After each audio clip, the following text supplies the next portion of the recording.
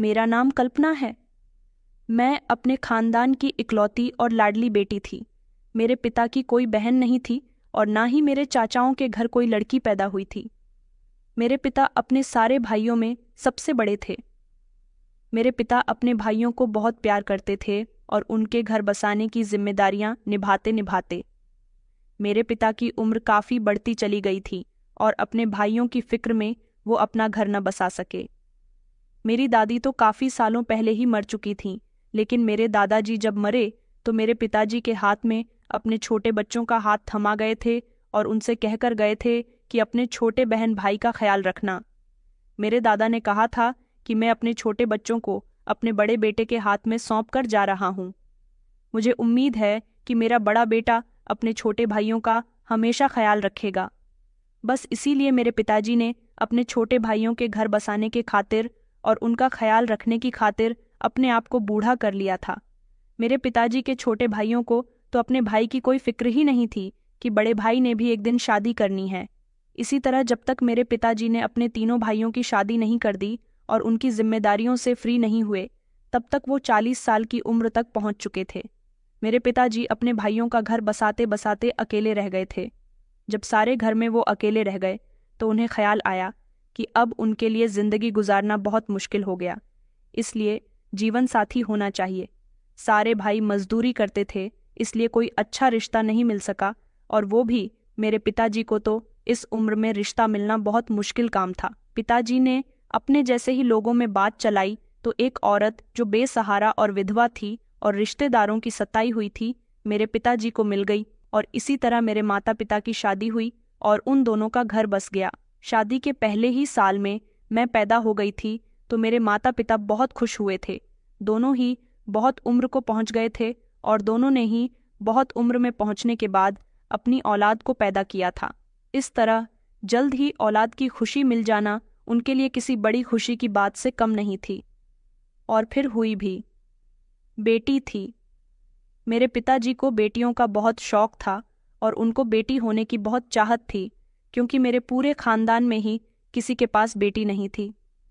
मैं अपने घर में खुशहाली बनकर पैदा हुई थी। बेटी पैदा हो गई तो मेरे पिताजी को मेरी शादी की फिक्र सताने लगी। वो और भी ज्यादा मेहनत करने लगे। घर में पैसे तो बहुत सारे आने लगे थे, घर के हालात भी बदलने लगे थे। मेरे माता पिता ने मुझे बहुत लाड प्यार से पाला था और मेरी बहुत लाड से परवरिश होने लगी थी। अपनी माँ के साथ साथ मैं चाचाओं की भी बहुत लाडली थी। उन दिनों सबके रिश्ते भी एक दूसरे से बहुत ज्यादा गहरे थे। मैं 4 साल की हो गई थी तो मेरे पिताजी ने मेरा स्कूल में एडमिशन करवा दिया था। उन दिनों हमारे खानदान वाले लड़कों को ही शिक्षा दिया करते थे, लेकिन मेरे पिताजी ने समझदारी दिखाते हुए अपनी बेटी को शिक्षा दिलवाने के बारे में सोचा। मेरे बाद उनकी कोई दूसरी औलाद भी नहीं हुई थी, इसलिए मेरी परवरिश पर ज्यादा ध्यान दिया जाता था और मेरी परवरिश में किसी तरह की कोई कमी नहीं छोड़ी गई थी। अपनी हैसियत के मुताबिक मुझे हर खुशी दी जाती थी। जब मैं काफ़ी बड़ी हो गई थी तब एक बार फिर खुशियों ने हमारे घर का रुख किया था और मेरी माँ फिर से प्रेग्नेंट हो गई थी। अब तक तो मेरे पिताजी भी काफ़ी उम्र के हो चुके थे। मेरी माँ की प्रेगनेंसी की कोई उम्मीद तो नहीं थी, लेकिन जैसा भगवान चाहता है वैसा ही होता है, क्योंकि मेरी माँ की भी उम्र बहुत ज़्यादा हो गई थी। मेरे पिताजी तो हमेशा इसी खुशी में झूमते रहते थे कि एक बार फिर से उनके घर में औलाद आने वाली है, जबकि वह अब तक 50 साल के हो चुके थे। मेरे पिताजी की दाढ़ी और सर के बाल बिल्कुल सफ़ेद हो चुके थे और वह बूढ़े दिखने लगे थे। उन दिनों मेरी माँ का 9वां महीना शुरू हो गया था। उनकी तबीयत भी खराब रहने लगी थी। एक दिन मेरे पिताजी काम पर जाने के लिए बिल्कुल ठीक घर से बाहर निकले थे और वापसी पर उनकी लाश घर में आई थी। हम पर तो जैसे आसमान ही टूट पड़ा था। पिताजी के बिना हमारी जिंदगी में कुछ बचा ही नहीं था। कोई खुशी नहीं रही थी, जीने का कोई मकसद नहीं बचा था। घर में एक वीरानी सी हमेशा छाई रहती थी। माँ जो पहले से ही प्रेग्नेंट थी, अब और भी ज्यादा बीमार रहने लगी थी। जैसे तैसे वो दिन भी गुजर गए और हमारे घर 2 जुड़वा बच्चों ने जन्म लिया। मेरी माँ को जुड़वा बच्चे हुए थे, एक तो बेटा था और एक बेटी थी। मैं जो अब तक अपने माता पिता की लाडली थी, अब घर के सारे काम संभालने लगी थी। जो भी मुझसे हो पाता था कर लिया करती थी। पढ़ाई मैंने सिर्फ हाई स्कूल तक ही की थी और उसके बाद पढ़ाई छोड़ दी थी। मेरी पढ़ाई का सारा खर्चा उठाने वाला अब कोई भी नहीं था। चाचाओं ने भी पिताजी के जाने के बाद ही हमारे घर आना जाना छोड़ दिया था। उन्हें लगता था कि कहीं हम लोग उनसे पैसे न मांग लें, लेकिन मेरी माँ बहुत ही हिम्मत वाली औरत थी। उन्हें कपड़े सिलने आते थे, इसलिए उन्होंने घर में कपड़े सिलने का काम शुरू कर दिया और इसी तरह से लोग माँ को कपड़े सिलने के लिए दे जाते थे और हमारा घर बहुत ही लाचारी की हालत में चलने लगा था। वक्त भी अपनी रफ्तार के साथ बढ़ता चला गया और मैं जवान हो गई थी। छोटे भाई बहन भी 6 साल के हो चुके थे। माँ की भी अब काफ़ी उम्र हो गई थी। उनसे सिलाई नहीं हो पाती थी, लेकिन फिर भी वो घर चलाने के लिए जैसे तैसे सिलाई करती रहती थी। मेरी बहुत ख्वाहिश थी कि मैं अपने छोटे भाई बहन को पढ़ा सकूं। ऐसा तो तभी हो सकता था जब मैं घर से बाहर निकलकर कुछ मेहनत करती, तब जाकर उनकी पढ़ाई का खर्च उठा सकती थी। इसलिए मैंने हिम्मत की और घर से निकलकर आस पड़ोस में जाकर पूछा, अगर किसी को अपने बच्चों को ट्यूशन पढ़ाना है तो मैं आकर पढ़ा दिया करूंगी। अच्छा हुआ कि हमारे मोहल्ले में कुछ लोगों को टीचर की ज़रूरत थी और जल्दी ऐसे 2-3 घर मुझे मिल गए जहां पर मैंने ट्यूशन पढ़ाने जाना शुरू कर दिया था। जब 1 महीना पूरा होने वाला था और मुझे सारे घरों से सैलरी मिली तो देखकर दिल खुश हो गया था। मेरे पिताजी की दिलाई हुई शिक्षा मेरे लिए रंग ले आई थी। हमारे घर के हालात धीरे धीरे बेहतर होने लगे थे। मैं बच्चों को अच्छा ट्यूशन पढ़ाती थी। इसी वजह से मेरे स्टूडेंट भी बढ़ते चले जा रहे थे। एक दिन मोहल्ले की एक औरत जिसका नाम देवयानी था, उनके बच्चों को मैं पढ़ा रही थी। देवयानी जी कुछ खरीदारी करने के लिए अपने घर से बाहर जा रही थी और मैं उस टाइम पर बच्चों को ट्यूशन पढ़ा रही थी। उन्होंने मुझसे कहा कि मैं मार्केट किसी काम के लिए जा रही हूँ, जब तक मैं वापस ना आ जाऊं प्लीज़ तुम मेरे बच्चों का ध्यान रखना, उनके पास ही रहना। मैं भी, क्योंकि बाकी सारे बच्चों को ट्यूशन पढ़ा चुकी थी, इसलिए उन्हें तसल्ली दी कि आप जा सकती हो, जब तक आप घर पर नहीं आ जाती मैं आपके बच्चों का ख्याल रख लूँगी। बच्चों की पढ़ाई पूरी हुई तो मैं उनके साथ ऐसे ही बैठे बैठे खेलने लगी। 1 घंटा मुझे वहां पर बैठे बैठे गुजर चुका था, लेकिन देवयानी जी अभी तक अपने घर पर नहीं लौटी थीं। मैं उनका काफ़ी टाइम से वेट कर रही थी क्योंकि मुझे घर पर भी जाना था। घर पर मेरी माँ इंतज़ार कर रही होंगी और मेरे लिए परेशान हो रही होंगी। थोड़ी ही देर बाद उनके दरवाजे पर बेल बजी तो मैंने फौरन जाकर दरवाज़ा खोला। मुझे लगा कि शायद देवयानी जी घर वापस आ गई होंगी, लेकिन सामने एक जवान लड़का खड़ा हुआ था जो मुझे देखकर एकटक उसने नज़रें गड़ा रखी थीं। वह बस मुझे देखता ही चला जा रहा था। मैंने उसे आज से पहले यहाँ पर कभी नहीं देखा था, इसलिए एक पल के लिए मैं भी शॉक्ड रह गई थी। थोड़ी देर के बाद मैंने बच्चों को दौड़ते हुए आकर मम्मा मामा कहकर पुकारते हुए देखा तो वह लड़का भी उनके पास अंदर आ गया था, लेकिन उसकी नज़र बार बार अपनी तरफ उठते हुए देखकर मुझे बहुत उलझन महसूस हो रही थी। इसलिए मैंने बच्चों से कहा कि अब आप लोग घर में अकेले नहीं हो, इसलिए मैं चली जाती हूँ। तो उनके मामा ने मेरे बारे में उनसे पूछा कि मैं कौन हूँ, तो बच्चों ने बताया कि ये हमारी ट्यूशन टीचर है। उसके बाद मैं अपने घर चली आई। घर जाते हुए रास्ते में मुझे उस लड़के की नज़रें, जिस तरह से वह मुझे घूर रहा था, वह बहुत ज़्यादा परेशान कर रही थी और बस मैं यही सोचते हुए घर जा रही थी। वह खूबसूरत था और अमीर था, लेकिन हम गरीब लोग थे और हमारे लिए तो हमारी इज्जत का ख्याल रखना ही सबसे ज़्यादा अहम होता है। इसलिए मुझे उसका घूरना बिल्कुल भी पसंद नहीं आया था। सारे रास्ते मुझे यही ख्याल परेशान कर रहा था। मैं घर पहुंची तो देखा कि माँ घर में मौजूद नहीं थी। वैसे तो माँ कहीं भी नहीं आती जाती थी, लेकिन आज वह अचानक से घर से गायब हो गई थी, जिसे देखकर मेरा दिल भी बैठ गया था। मैं घबरा गई थी। तभी अचानक मेरा ध्यान उस लड़के की तरफ से हट गया था और मैं अपनी माँ को देखने के लिए परेशान हुई जा रही थी। पूरा घर खाली पड़ा हुआ था। मेरे भाई बहन शाम के टाइम पर पड़ोस में ही खेलने के लिए जाया करते थे। अब मैं इस तरह से बैठ तो नहीं सकती थी, इसलिए उन्हें ही देखने के लिए चली गई। वो जब पड़ोस वाले घर में गए तो उनसे मुझे माँ की खबर भी मिल गई थी कि मैंने घर में वापस आने में देर कर दी थी, इसलिए माँ मुझे ढूंढने के लिए घर से निकल गई थी। घर जाने के बाद मैंने अपनी माँ का इंतज़ार किया और थोड़ी देर के बाद वह घर पर आ गई थी और हम चारों इकट्ठे घर में मौजूद थे। मैं अपनी माँ से नाराज़ होने लगी थी कि उन्हें बाहर निकलने की क्या ज़रूरत थी। मेरी माँ के घुटनों में पहले ही काफ़ी दर्द रहता था, जिसकी वजह से वह चलने फिरने में परेशान होती थी।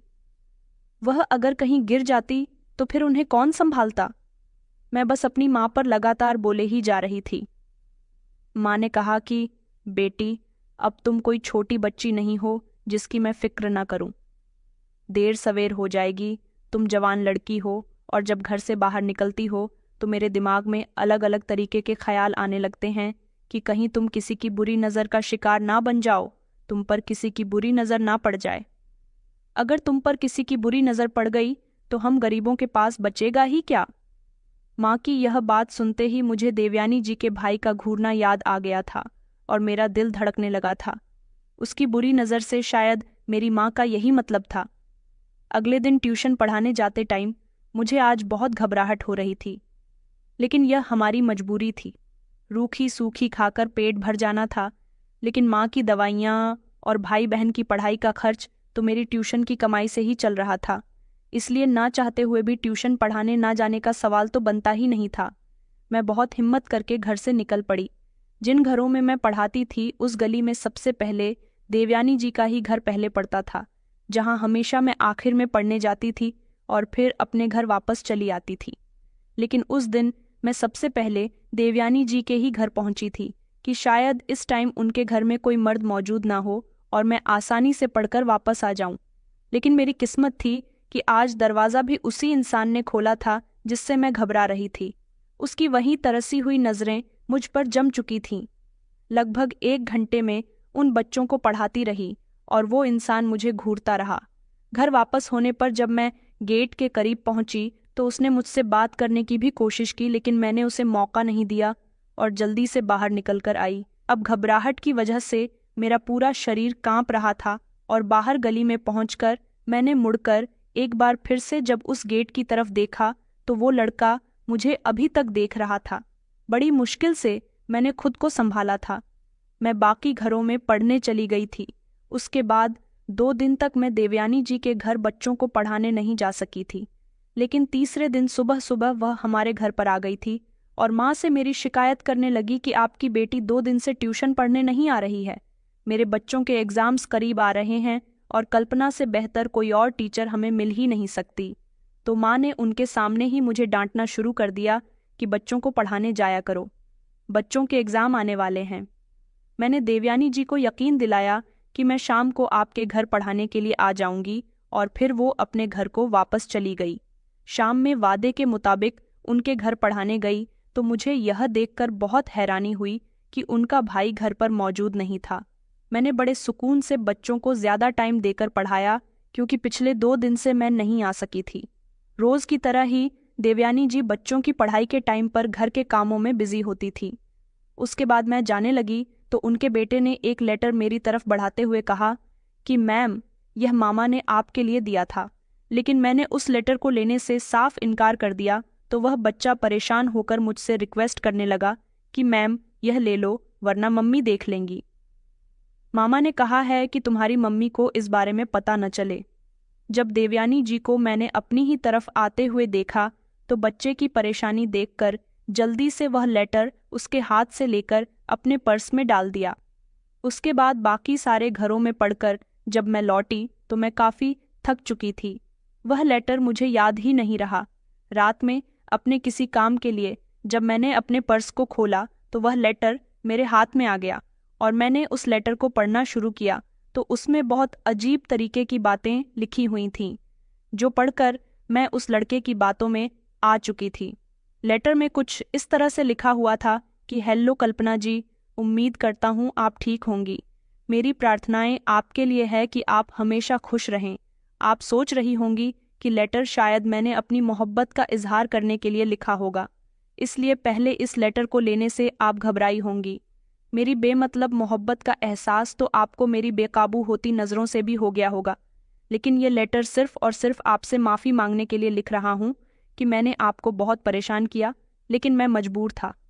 आप नहीं जानती कि मेरी नज़रों ने आपसे बढ़कर खूबसूरत लड़की पहले कभी नहीं देखी थी। जिससे मोहब्बत हो जाए उससे बढ़कर खूबसूरत कोई नहीं लगता।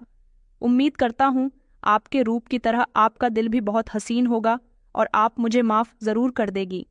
इसके बाद कभी भी मैं आपको परेशान नहीं करूँगा। उस लड़के का नाम कुशाल था। कुशाल का लेटर में पूरा पढ़ चुकी थी, लेकिन उसमें लिखी अपनी तारीफ और मोहब्बत की बातें मेरे दिल में बहुत गहराई से असर कर गई थीं। यह उम्र ही कुछ ऐसी थी, ना चाहते हुए भी मैं कुशाल की बातों में आ गई थी और उसके प्यार में खो गई थी। मुझे उससे प्यार हो गया था। वह लेटर भी मैंने इस बच्चे के हाथों कुशाल को भिजवाया था और उसके बाद दोस्ती के साथ साथ हम दोनों के बीच कब मोहब्बत हो गई हमें पता ही नहीं चला। इसी तरह से हम दोनों के मोबाइल नंबर भी एक दूसरे के पास आ गए थे और हम दोनों ने एक दूसरे से फ़ोन पर बात करना शुरू कर दिया था। कुशाल और मैं एक दूसरे को टूटकर चाहने लगे थे। कुशाल ने मुझे जगह जगह ट्यूशन छोड़कर मोहल्ले में ट्यूशन सेंटर खुलवा कर दिया था। वह मेरे घर आने जाने भी लगा था।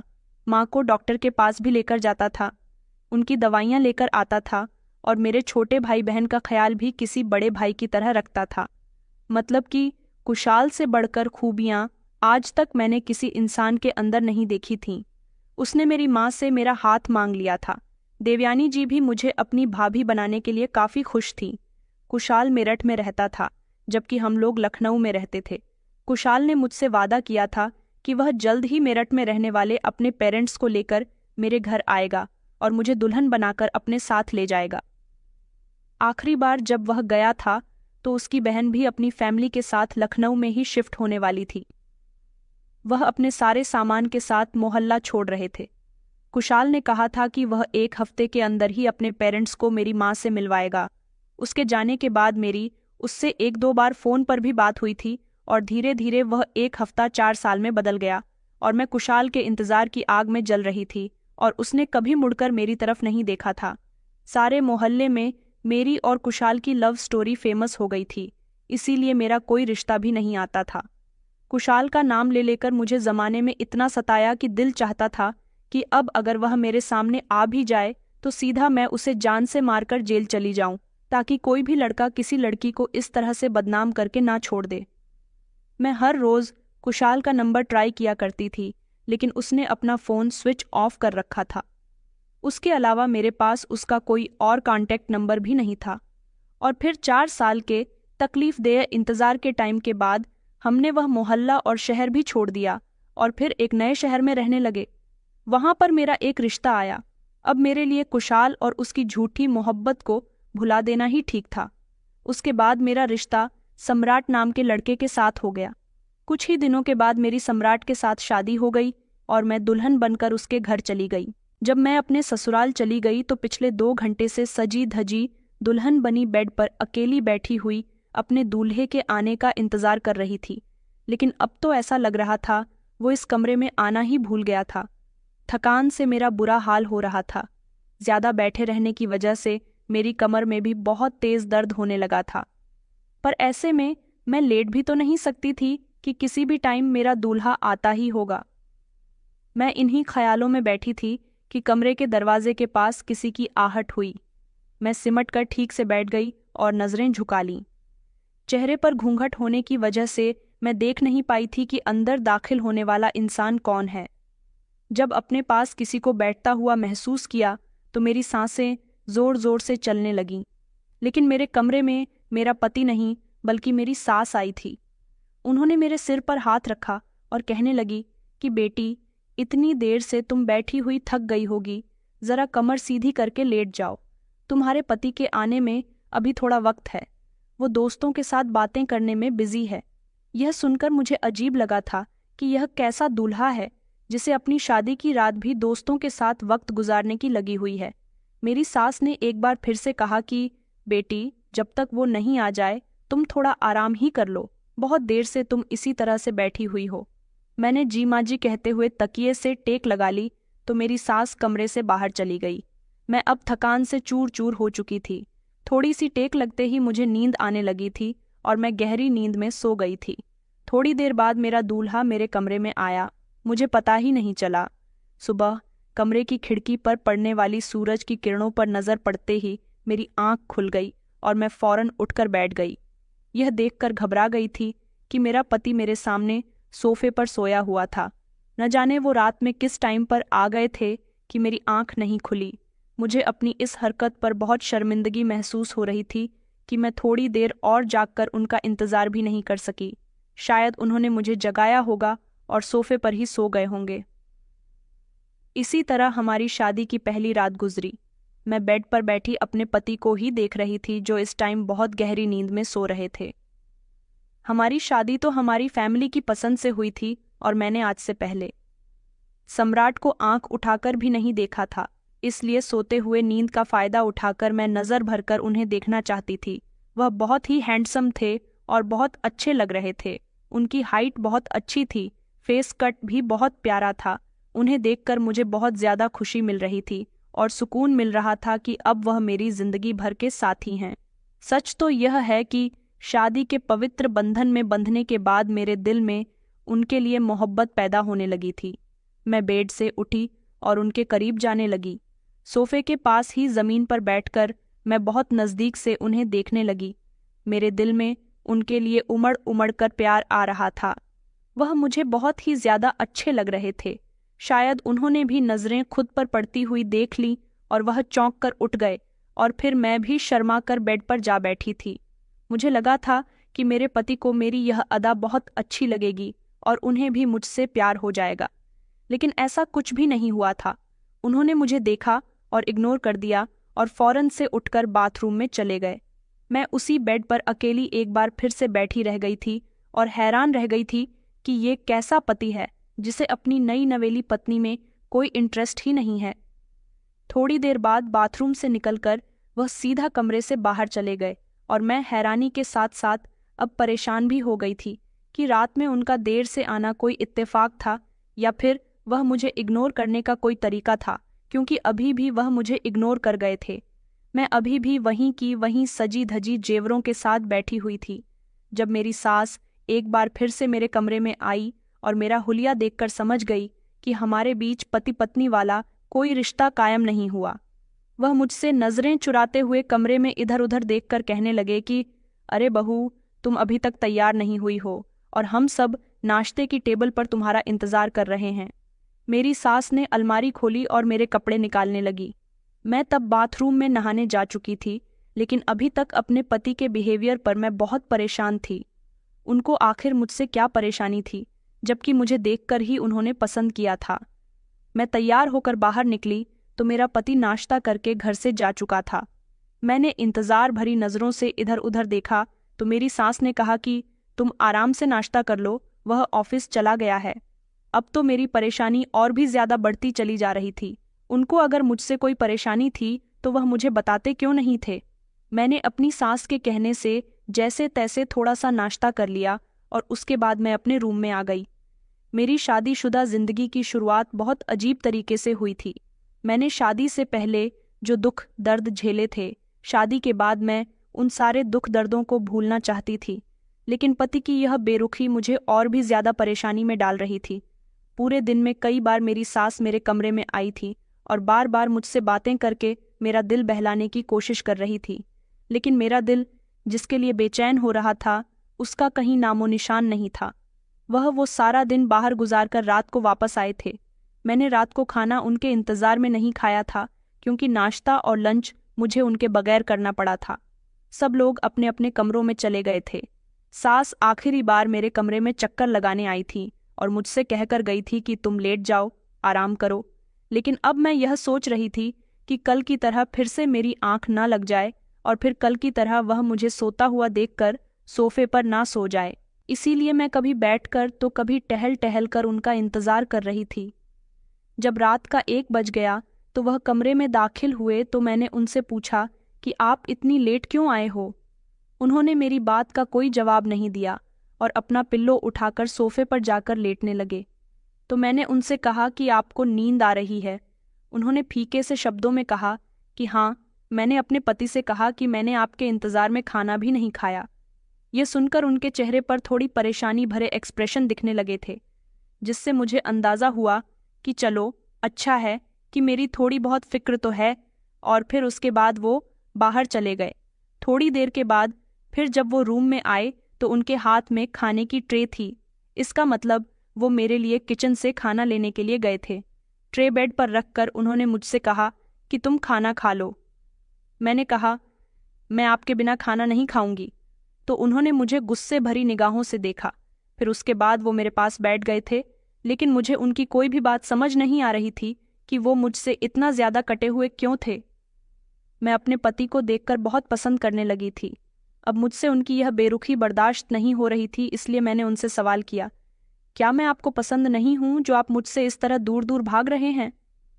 उसने 1 मिनट के लिए तो मुझे गौर से देखा और उसके बाद कहने लगे कि हाँ, यही बात है, मुझे तुम पसंद नहीं हो। यह सुनकर तो मेरा दिल टूट गया था और मेरे पैरों तले से जमीन निकल गई थी। मैं जो अपनी आंखों में हजारों सपने सजाकर अपनी ससुराल आई थी, अगर उन्होंने मुझे ठुकरा दिया तो मैं क्या करूंगी, कहाँ जाऊंगी? अब एक बार फिर से मुझमें यह सब बर्दाश्त करने की हिम्मत नहीं थी, इसलिए मैं रोते हुए उनके कदमों में बैठ गई और कहने लगी कि आप मुझे मौका दे दो, मैं जिंदगी भर आपकी गुलामी करने के लिए तैयार हूं, लेकिन थोड़ी सी जगह मुझे अपने दिल में भी दे दो, मुझे खुद से दूर मत करो। उन्होंने एकदम पलटकर मुझे जवाब दिया कि तुम मुझसे तलाक ले लो। यह सुनकर तो मैं हैरान रह गई थी कि अचानक मेरे पति ने मुझे तलाक का ही शब्द बोल दिया। मेरे पति ने कहा कि मैं तुम्हें तलाक देना चाहता हूं क्योंकि मैं तुम्हें अपनी पत्नी बनाकर नहीं रख सकता। इस बात पर मैं बुरी तरह से बिखर गई थी और कहने लगी कि आखिर क्यों आप मुझे अपनी पत्नी बनाकर नहीं रख सकते? आखिर क्या वजह है? उन्होंने कहा कि मैं किसी और से मोहब्बत करता हूं और उसे अपनी पत्नी बनाना चाहता हूं। वही लड़की मेरे दिल में जगह बना चुकी है, अब किसी और की मेरे दिल में गुंजाइश बाकी नहीं रही।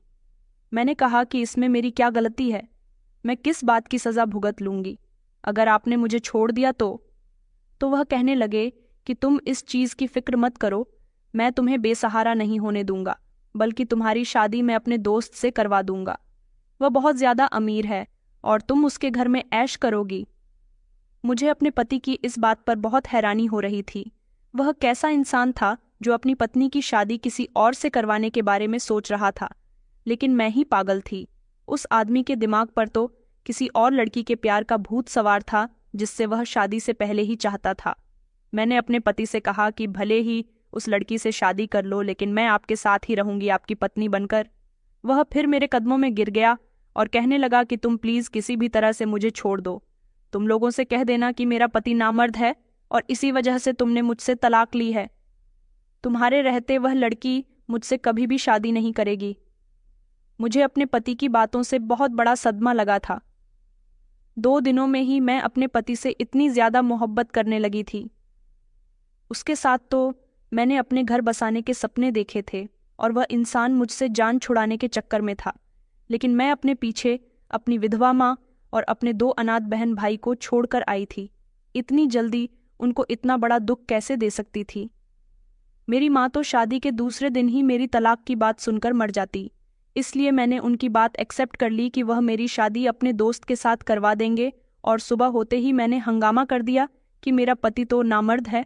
सास ने मुझसे बहुत रिक्वेस्ट की कि प्लीज़ तुम अपनी जुबान पर काबू रखो, लेकिन मैंने एक न मानी और अपने पति से तलाक ले ली। मेरे पति ने तलाक के पेपर्स पर साइन कर दिया था।